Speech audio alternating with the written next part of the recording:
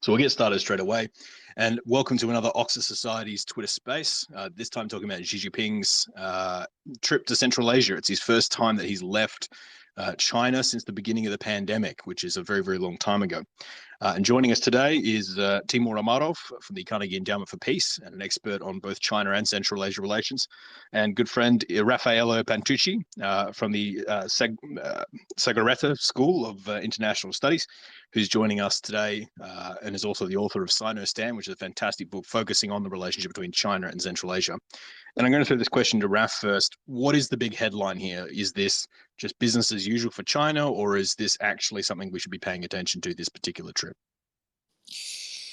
Well, first, thank you so much, Michael, for organizing this, and Oxus Society for the invitation. I mean, look, I think that I think it is a significant visit, and I'm conscious I say that as a person who's, just been working on a book on this very subject. So, of course, I have my analyst biased hat on. But at the same time, this is the first time that Xi Jinping has left China since the pandemic, and he's chosen Central Asia to do it. And I think there's a reason for that, and that's because the Central Asian relationship is important to China, and it's one that they're clearly very comfortable with. It's one where China has repeatedly sort of announced big things. The Belt and Road Initiative was born in this region, and his visit to Kazakhstan sort of helped remind everyone of that.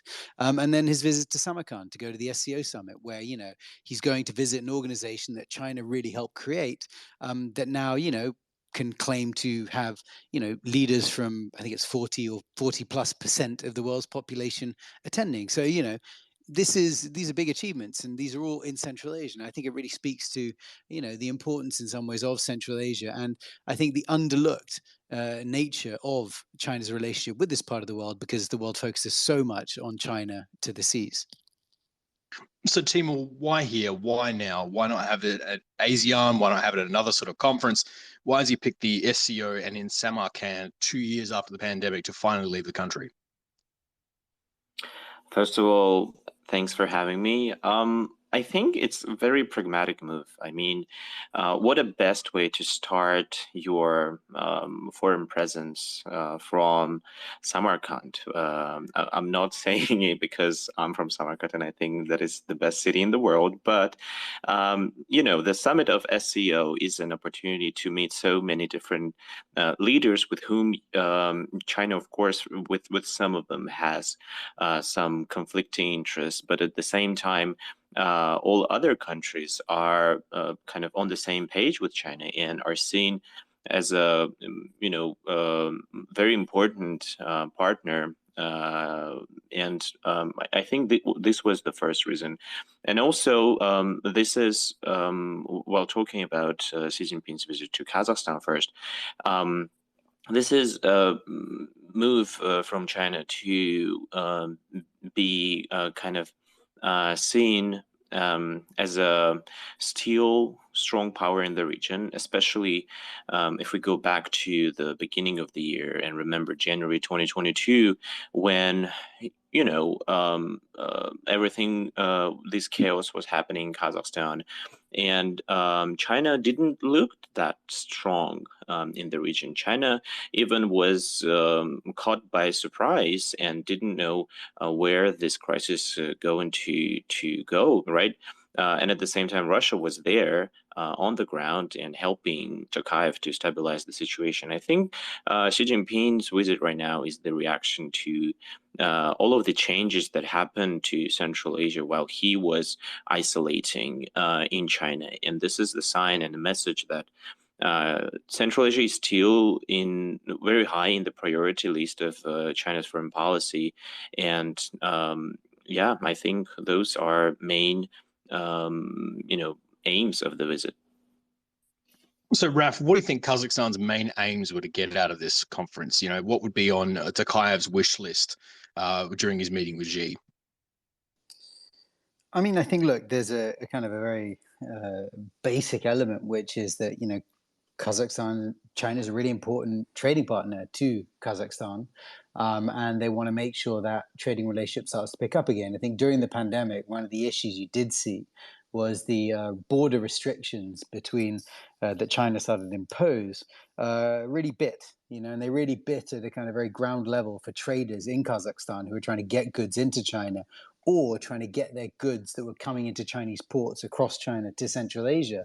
And they were struggling to do that because the borders and the restrictions that China imposed, that were COVID related, were so tough that it made it really difficult. And you saw this kind of throughout the pandemic. It was a topic of conversation that, they would always bring it up and say, when are you going to open the borders? How are we going to make it easy? Because they really needed to get that kind of the arteries of trade moving in. So I think, it does speak to the importance of the kind of relationship, the trading and financial relationship. And I think he wanted to signal that. I think the other thing, which is, probably there, but a bit more kind of sotto voce, and I think it's interpreted in slightly different ways in different places, is, this idea of Kazakhstan re-articulating its kind of, its multi-vector foreign policy. Now, for, what we've seen in the past, few years, well, the past couple of years, certainly since the beginning of the year, as Timur points out with the trouble that we saw in Kazakhstan, is, them lean very heavily on Russia. And there was a sense that, how is that relationship? And is that really relationship the one that's shaping kind of Kazakhstan and forcing Kazakhstan forwards? And no, the Kazakhs want to emphasize the fact that no, they have options, they have partners, they have a really important partner in China that here is coming to visit, and this is an important partner that they want to engage with. So I think it's as much about signaling that, they do have, real options and real partners that they're talking to. And that's kind of, that's really critical for the Kazakhs. I think also, it was interesting the degree to which the Kazakhs lavished, attention onto Xi Jinping during his visit there, and I don't just mean the medal and, the soaring rhetoric, but, it was really quite a big display and a big show. And they demonstrated and they put out statements about how pleased and proud they were that this was the first country that President Xi had decided to go to. And I think that really emphasized the fact that they wanted to clarify that China's an important actor in that regard. The other final element I'll briefly mention, because I've seen it rattling around in some of the discourse, is this idea that there's a desire by Kazakhstan to, demonstrate that it has partners who can help protect it from Russia. And this goes to this kind of competition that we see between China and Russia in the region. I must say I see that a lot less, because I think I struggle in many ways to see China and Russia facing off, and the Chinese or the Russians wanting to get into a situation where they have to face off against each other over an issue in Central Asia. But I could see maybe, the Kazakhs trying to sort of let that narrative bubble up a little bit to at least, show that they got some support in some ways against Russia. Timur, how do you think Vladimir Putin and other partners are feeling right now with Tokayev rolling out such a big red carpet for China? Is he worried about Chinese influence in the region, or is he just very aware that this is the current circumstances and he doesn't really have any other choice? I think even with war in Ukraine has changed so much in the region, and certainly has impacted the way the relationship between Central Asia and Russia works. I think it's too early for now to talk about Russia's influence in Central Asia being somehow not on the table. Russia is still a dominant power, and especially when we talk about interfering into, or maybe not interfering, but influencing what is going on domestically in Central Asian states, there is no other country that can do it as Russia can do. And until we have those political elites that we have in Central Asian states and in Russia that understand each other, where clearly speak one language, these would remain as always has been. But what is changing is that Central Asia right now looks at Russia from different perspective. They've never seen Russia, first of all, as isolated as now, and also have never seen Russia as weak and kind of desperate for finding countries that kind of support Russia. So for them right now, it's clear that this dependence on Russia is not acceptable, and it's becoming, risky for them. And they're wanting to find other alternatives. And Xi Jinping's visit looks like there is not just demand in Central Asia for alternative countries that can replace Russia where it's possible, but also there is a supply from Chinese side. And of course, Russia can be mad about it, can be angry, but there is not much that Russia can do. And actually, Russia is reacting to this situation. We've seen that Vladimir Putin pays so much attention right now to Central Asia. He has been to Tajikistan as a first country for his foreign visit after the start of the war. Then he went to Turkmenistan. Now he's in Uzbekistan. According to Tajik MFA, he's going to Tajikistan soon. And in October, he's going to Kazakhstan. So I don't remember when was the last time when Vladimir Putin was touring around Central Asia so frequently. And also we see all other news coming from Central Asia that Russia, for example, labeled the opposition Islamic Renaissance Party of Tajikistan as a terrorist. This was something that Tajikistan wanted Russia to do for the last 7 or 8 years, and finally Russia has done it. So Russia now is ready to go beyond the line with Central Asia as ever before, and also it understands that Central Asia can find other alternatives. So, Ralph, one of the things you talk about in your book is the fact that China, even though they put lots of money into particularly countries like Kyrgyzstan, that it doesn't always buy them influence and love from the general public. How do you think the general public is reacting to China making this big statement that they're taking Central Asia as almost priority one here? I think that's it's difficult to know because we've just seen the event happening. All the media so far has been very controlled. But I think, it's a consistent issue I've noticed in looking at the region, which is, that you have a kind of elites who are clearly very keen to engage with China and can see the sort of opportunities that are there. But then when you get down to a public level, you often get a very different view. And, it's not uniform. I've heard people say very positive things and also people say very negative things. But, I think broadly speaking, that's the kind of cut that you get. So, how are they going to see this big visit? I would suspect that, the narratives that we'll see coming out of it are broadly positive. China's chosen, this big country has chosen us as the place to first come out, and then the sure benefits will come from this. Things will open up, more trade, more prosperity. I don't know. So I think they'll spin in a sort of relatively positive way. But I think to those who are more minded to be skeptical of Chinese intent, I think it will just kind of reinforce in some ways their narratives and their concerns that their countries are being essentially engulfed by a new large power. So I think I don't know that this is going to particularly change either of those views. It's probably going to strengthen people's perceptions, whichever way they were kind of leaning anyway. So Timur, Mirziyoyev met Xi at the airport, big smiles in hand. What do you think they would have been chatting about when they met one-on-one, and what do you think he was hoping for after his meeting with Xi? So there was already the meeting between Mirziyoyev and Xi. They've signed almost 15 documents. Most of them are MOUs, which really, to be honest, do not mean a big deal. Many agreements are about setting up the relationship between different cities of China and Uzbekistan. So, and also there is a promise from Chinese side to invest $15 billion to Uzbek economy. To be honest, I haven't seen anything specific and anything that would be seen as a big move from China, something that China hasn't been doing in the last, decade or so in Uzbekistan. But definitely, right now, China is open up after the pandemic, and Uzbekistan is open up after the, for the last couple of years after the death of the first president, Islam Karimov.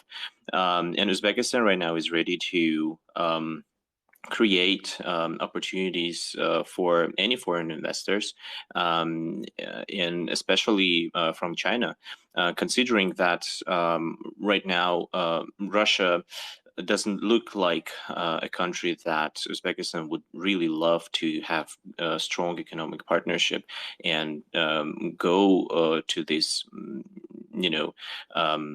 ceiling that is appeared with the Russian economic isolation. I think for Uzbekistan, this meeting means that there are many ways in which they can expand their relationship with China. But I would also look at the SCO happening in Uzbekistan as a kind of victory for Shavkat Mirziyoyev, because for the last 6 years while he's in power, he was trying to prove to the world this idea that Uzbekistan right now would be this bridge between South and North, between China and Europe, and this is a new Uzbekistan and a new kind of bridge between different parts of the world. And of course, the fact that he managed to get all of the leaders, almost all of the leaders, together is his big victory, and would definitely add some political bonuses inside of the country. So if you just joined us, we're doing a space here on Xi Jinping's trip to Central Asia and what it'll mean for the region. And joining us today is Temur Umarov from Carnegie, who's an expert on both China and Central Asia, as well as Raffaello Pantucci from the Rajaratnam School of International Relations, and also the author of Sinostan. So I'm going to throw this one to Raf. Tajikistan has taken to sign a lot of deals with China, particularly to get some of the funding done for these Gordo-Badakhshan projects. Kyrgyzstan's obviously have made lots of deals with China over the years, both on security basis as well as economic basis. Were they given any attention in this conference, or was it very much a Uzbekistan, Kazakhstan, Russia, China affair? Well, I saw, President Xi had bilateral meetings with Yaparov, the Kyrgyz leader, and with Rahmon, the Tajik leader. And, there have been some pretty high-level meetings and visits by Chinese leaders to these countries recently. And, they got a lot of attention as well. I think Tajikistan maybe a little bit less, but I think certainly for Kyrgyzstan, President Xi talked about this famous railroad, the railroad connection, which we've been talking about, frankly, in Central Asia for many years now. This idea of a rail from China through Kyrgyzstan to Uzbekistan, and the kind of the Uzbek part is built. The Kyrgyz part was always the part that was kind of held up. And the discussion recently we've seen coming from Bishkek is that actually they seem to have managed to crack the code that was blocking the deal and have managed to move it forwards. And it certainly seems from the mentions that we've seen during this summit and the conversations that seem to have come out that does seem like it's actually moving forwards. And that's a pretty big deal. That's a major piece of infrastructure that Kyrgyzstan's wanted for a long time, hasn't been able to get done, will actually get done, and will offer a new interesting route across the region. Now, there are already some of these routes around. There's a lot of trade that already happens. Is this going to be a game changer? But this is an interesting one, because the added twist to it that sort of a lot of people have pointed to is the fact that this opens up the possibility of a route that doesn't necessarily have to go through Russia. At the moment, a lot of the sort of rail routes that go from China through Central Asia, ultimately they go to Russia before they go over to Europe. So, if you're talking about Russia being very sanctioned now and you're trying to get your goods across land from China to Europe, actually having a route like this could be quite positive. So I think, Kyrgyzstan's got quite a lot out of it. It got certainly a positive mention in that regard.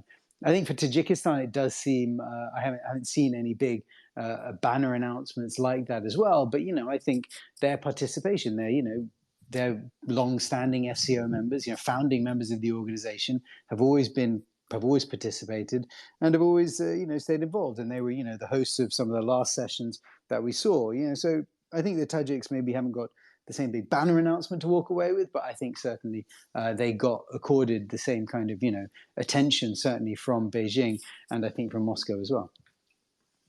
So, Timur, we have seen Iran moving up the ranks in the SCO at the moment and putting in their receding status right now.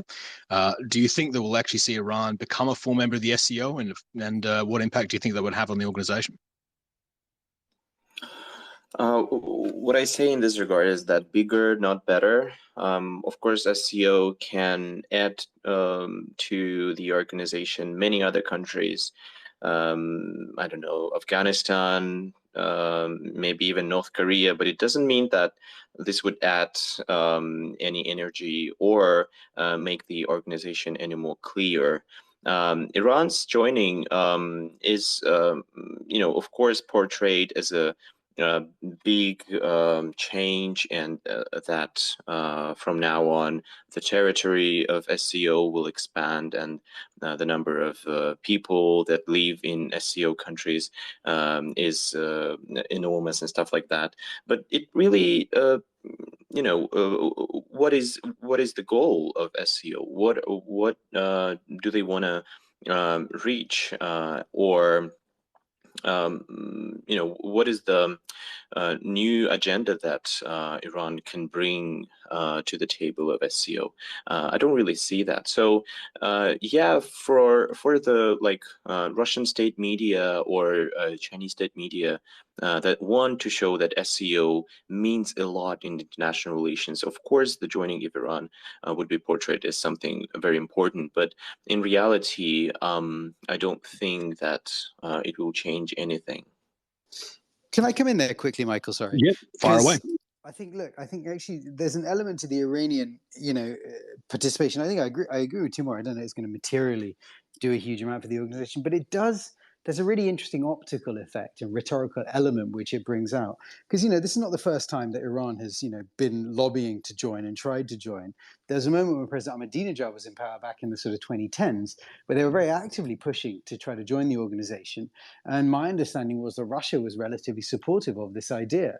And this is when Iran was really locked into a very aggressive confrontation with the United States, which it still is now, I suppose. But there was there seemed to be a desire and a support from Moscow. And at the time, my understanding was that it was Beijing that was actually quite unwilling to let this happen and didn't really want to, because they were worried about what it meant for the SCO to have this country that was in such an antagonistic relationship with the West join the organization, and that it might drag the whole organization into this very kind of, this anti-Western, it may make it look like some sort of anti-Western construct.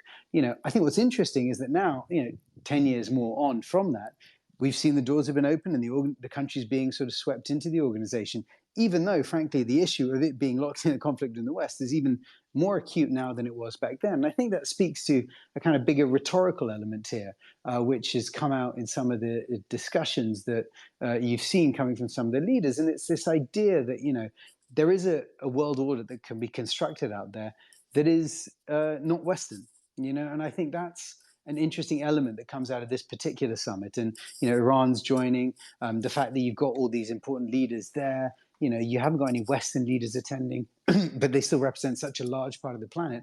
I think that narrative of creating a different kind of world construct is actually quite an important element that's going to come up here. And I think the Iran element is particularly interesting within that, because it shows that there's, a willingness from the powers that are already there to, to let it drift in this direction of appearing to look, anti-Western, whether or not they actually want it to go as far in that direction as being called anti-Western.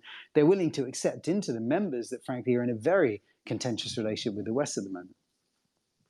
So much like I'm sure the SCO was, there's always a big elephant in the room when it comes to, Xi and Putin meeting for the first time. Timur, do you think Ukraine came up as a big conversation point between them, and what do you think they might have said to each other? Oh, the meeting has actually happened already, and it was not surprising, but interesting to watch what the leaders were talking about. Vladimir Putin was the wording that he used was looked like he's desperate for help, at least hear from Xi Jinping some words of support towards what Russia is doing. He was saying that we understand your concerns with regard to the war in Ukraine, and we actually are supporting China on one China principle, and we're against of U.S. actions around Taiwan Strait. But Xi Jinping didn't even mention Ukraine. He only said some vague phrases about how great it was meeting him during the Olympic Games, and that he said something like, we're ready with our Russian colleagues to set an example of responsible world power, which not something I think that Putin was hoping to hear. Of course, all of the attention of everyone has drifted away from SCO to this particular meeting of these two leaders. But I don't think that China would be ready to change the narrative that it has been using towards the war in Ukraine for the last several months. The only thing that China finds, in its line with its priorities in its foreign policy is that Russia looks like a country that is ready to take radical steps in this global confrontation with the West. And this is the only thing that China can be supportive of Russia's actions. But other than that, we see that China is not really ready for full-scale support, not in the economic side. Yeah, we see that Chinese companies are following the sanctions, and let alone militarily.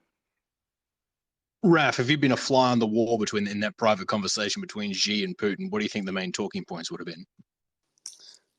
I mean, I suspect that Ukraine would have inevitably come up, and we saw it reflected in Putin's comments, where he said, we understand your issues. And I think, clearly, I think the Chinese have made no pretense of being ecstatic that the Russians did what they did. They've said they understand the reasons for it, but they didn't, jump up and down with joy. And I think, they're clearly concerned about the consequences to global prices of energy, of food, of other things, and the sort of the conflagration of issues that it sort of created. So I think that destabilizing element is clearly negative, and I think clearly something that would have come up. But I think at a practical level, I have a suspicion that a lot of the discussion between the two of them would have probably been focused on their bigger confrontation that they both see against the West, and how they think that is going to play out. Because I think there is an element to why is it that the Chinese are being willing to support the Russians, even if it's only tacitly and not openly, in terms of what they're doing there. And that is because ultimately, from the Chinese perspective, they see Russia as an important partner in their confrontation against the West, and they don't really actually want Russia to fail. And from their perspective, Russia failing would just mean the West would have more attention to focus on them. So it's, I think, a very complicated kind of balance there, because on the one hand there's the sort of negative side of it that they can see, but on the other hand they're kind of locked into a situation where if this whole house of cards in Moscow falls apart and everything collapses, then they've got an even bigger problem on their hands in some ways. And so it's quite a delicate balance. And so I think the discussion would have been a complicated mix of on the one hand talking about the kind of regional the regional geopolitics, the conflict in Ukraine, probably in quite masked terms, but then I think a lot of the discussion would have been about the sort of global conflict that they see themselves facing, and how can they, deal with that together, and how can they focus on that? A lot of the Western markets are pushing back from buying Russian, particularly energy resources. Do you think China can make up the shortfall with the West leaving the market? I'm going to throw this one to Temur. Do you think China is going to replace the West for the Russian economy? Yeah, that's the $1 billion question here. Actually, this is the main problem that Russia has right now, is that no one can replace, Europe in energy market for Russia. It's just impossible, especially when we talk about energy sector.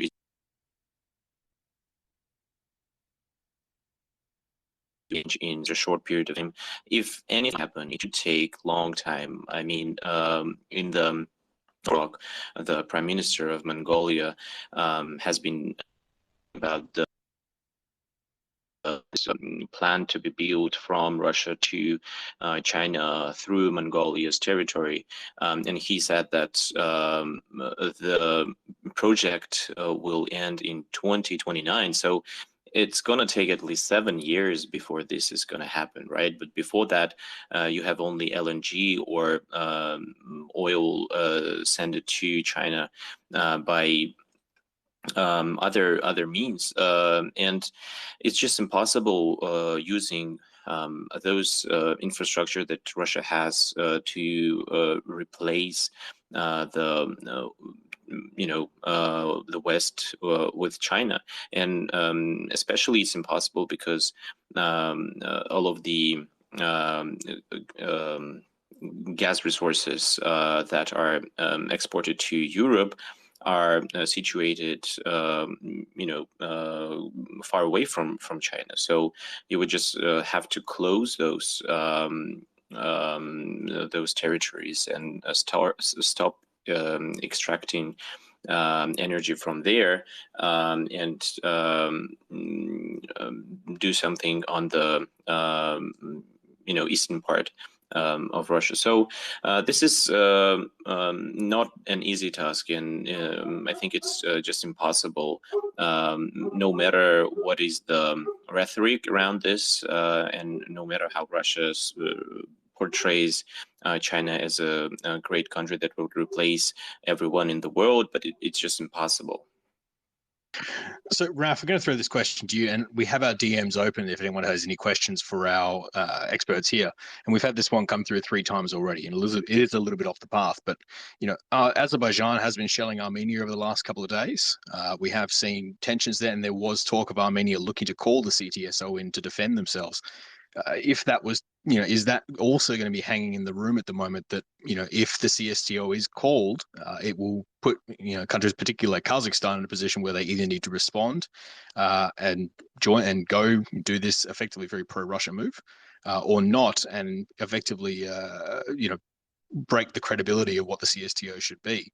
Do you think that conversation was also hanging around the room over the last 2 days? Well, I'm trying to remember. I think, but all the relevant leaders were attending, I believe, and I know they had a kind of emergency CSTO online summit a couple of nights ago. I think it was, in response to this, and I'm sure it will have shown up in the conversations on the fringes. But if the discussion about CSTO, this isn't the CSTO. This is the SCO. And the SCO doesn't have the same kind of military component, and in many ways, the deployment of the CSTO in Kazakhstan at the beginning of the year is probably the more sort of awkward element, because that was a moment that, the Armenians, I think, have asked the CSTO to step in the past, and they didn't. And here, when the Kazakhs asked, they immediately sort of did. And so when the conflict happens again here, and we see another, clearly, I think the request is not going to get satisfied, because I don't think that the CSTO has the kind of forces that want to particularly deploy there to, in such a kinetic situation. But I think it's certainly going to be a question that's going to be lingering on the fringes. But I'm not sure that it would be, it would be the dominant one. I think it would be dominant for a few specific leaders, but I'm not sure everybody would necessarily be sitting around worrying about it. So, Timur, I'm going to ask this question to Raf afterwards as well. But the meeting, the leaders who met here, they are supposed to meet again in November in Bali for the G20. How do you think this conference will differ from the G20 conference? And is Xi likely to change his tone on Ukraine when it comes to being in a room that isn't just the SCO? Wow, I don't know, to be honest. G20 is a completely different set of countries. And to be honest, I, at this point, don't really see, the participation of Vladimir Putin, for example, there.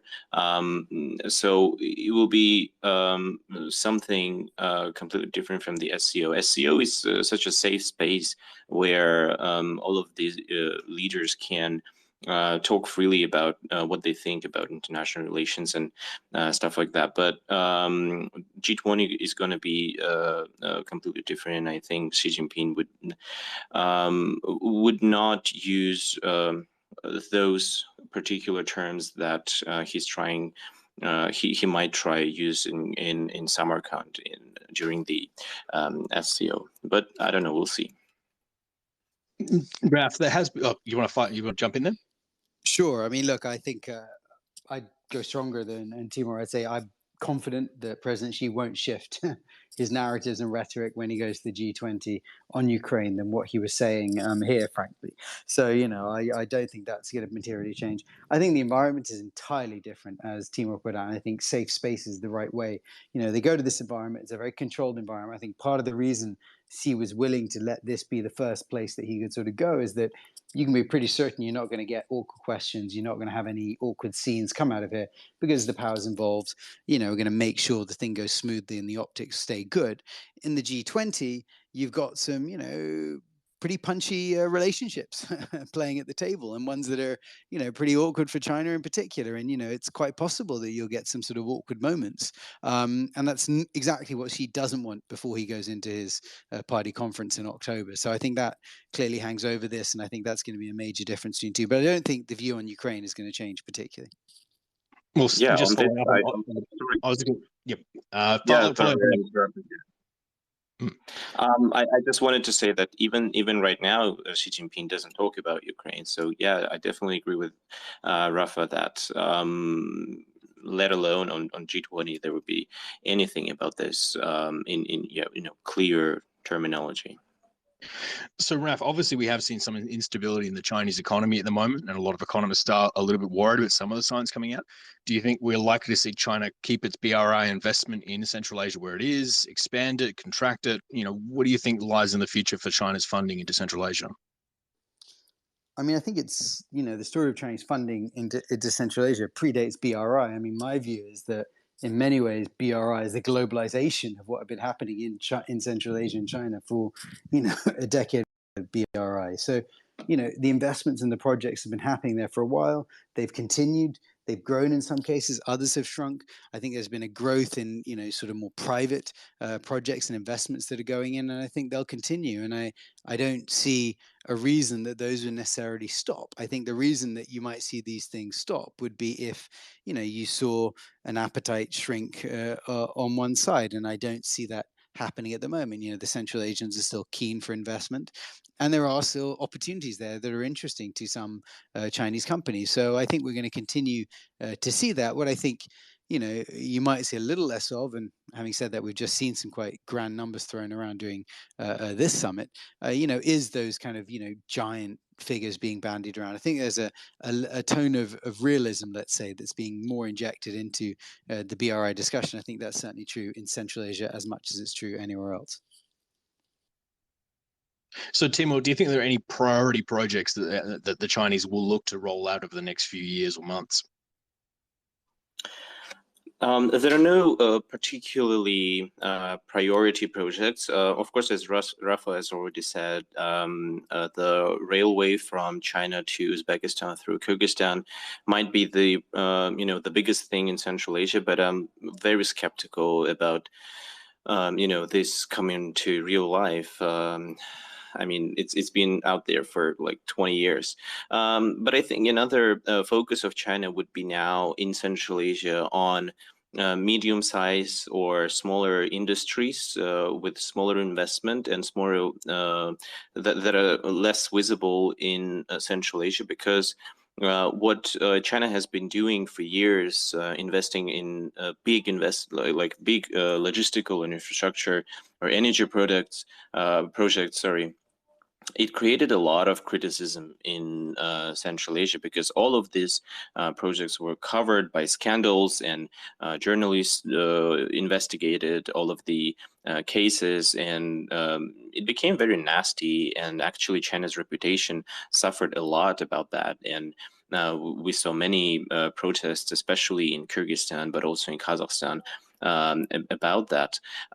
So I think China understands that the most kind of needed thing for China in Central Asia is to rise its reputation, and not to kind of steal jobs and not to steal resources there, but to invest and create jobs where it's possible, but also invest into like education, and not only the Confucius Institute that's been around for quite a few years, but into workshops of Luban that are kind of helping Central Asian specialists to become more professional and be better at their jobs. So I think this might be the kind of new focus of China in the coming years in Central Asia.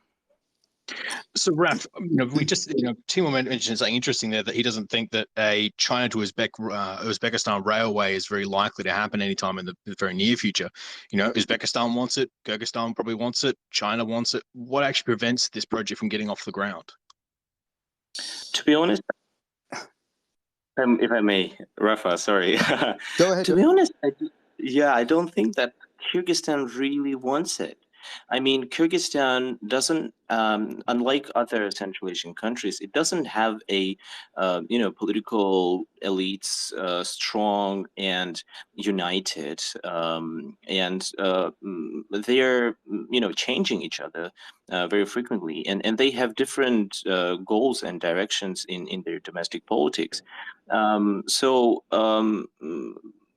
of course, in Central Asia, the system of power works the way that power brings money. So if you want to know who are the richest people in any Central Asian governments, you should look at the government and look at the relatives of the government members and understand where are the money kind of are concentrated. So everything that actually is happening in Kyrgyzstan are connected with the political elites, and the status quo that exists right now that allows Kyrgyzstan to gain a lot of money is that Kyrgyzstan enjoys the place near China and kind of re-exports the products and different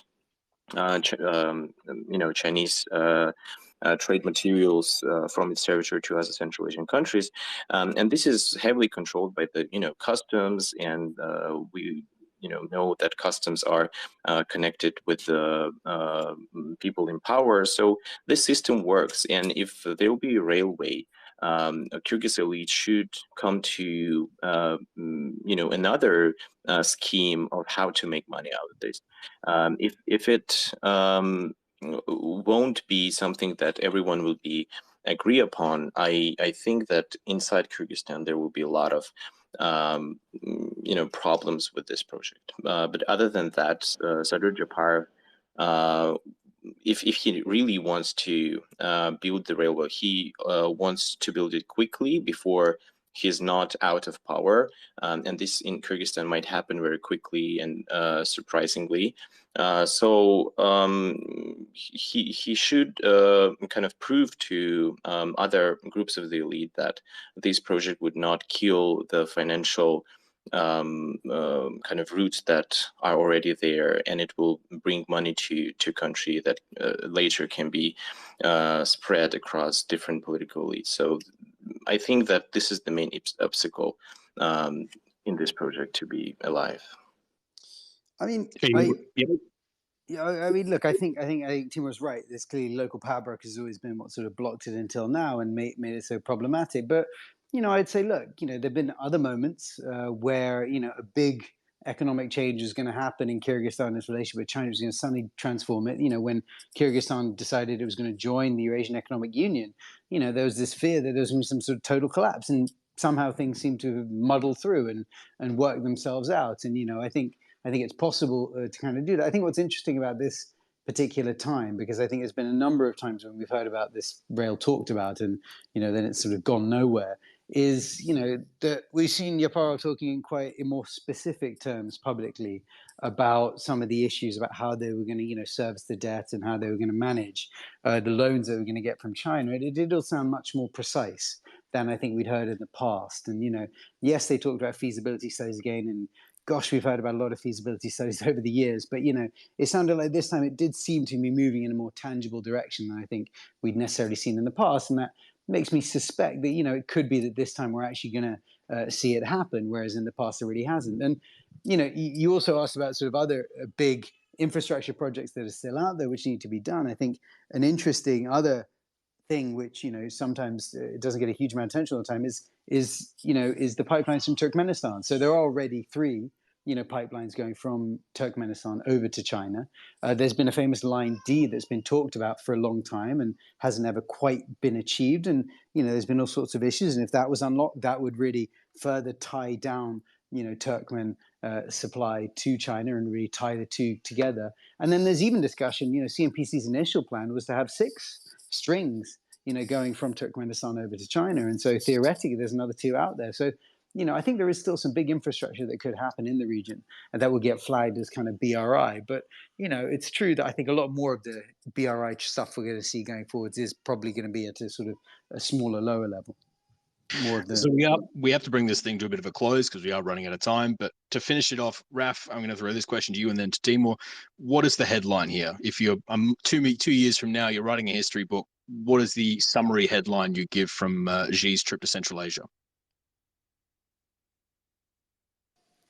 I think, this is the the big. I thought there was some wonderful phrasing at the end in Xi's comments in Kazakhstan in particular, where he talked about a sort of golden era and soaring like an eagle. And I thought that's it. The sort of the golden eagle. This is the beginning of the golden eagle era in China Central Asia relations. And Temur, what would be your headline in a history book 2 years from now? I'm very bad at headlines. I don't know. Maybe I will just go with end of quarantine, something like that. Sounds, well, still a good headline to me. So I want to say thanks to both the panelists here tonight, Raffaello Pantucci from the Rajaratnam School of International Relations, as well as Temur Umarov from Carnegie. Both of you are absolutely fantastic. I'm big fans of your work, particularly Sinostan, which is a great book as well. If you want to check out more on the topic of Central Asia-China relations. Oxus Society will be doing more Twitter spaces coming up on a number of breaking issues. But until then, thanks for tuning in. This one will be available on Twitter for the next week to listen to. Otherwise, it'll be on the Oxus Society YouTube channel after that. So thanks so much for tuning in. Have a good afternoon, have a good evening, and I'll see you in the next one. Thank you very much. Thank you very much. That was great.